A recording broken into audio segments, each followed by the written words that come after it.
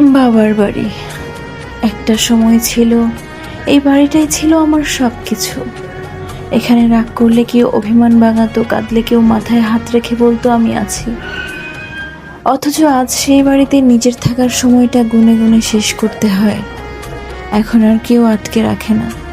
বিদায়ের মুহূর্তে সবার ঠোঁটে শুধু একটি প্রশ্ন, আবার কবে আসবে? প্রশ্নটা ছোট হলেও বুকের ভেতর যেন হাজারটা না বলা কষ্ট জমে ওঠে। কারণ মনটা তো আজও এই বাড়িরই একজন মানুষ হয়ে থাকতে চায়।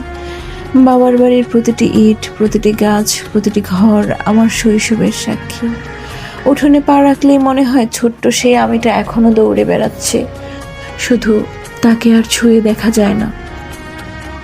জীবনে অনেক সম্পর্ক বদলে যায়, অনেক মানুষ সময়ের সঙ্গে দূরে সরে যায়, কিন্তু বাবা মায়ের চোখে সন্তানের জন্য যে নিঃশব্দ মায়া লুকিয়ে থাকে সেটার কোনো শেষ নেই। পৃথিবী বদলে গেলেও বাবা মায়ের সেই অপেক্ষা, সেই ভালোবাসা আর সেই আশ্রয় কখনো বদলায় না।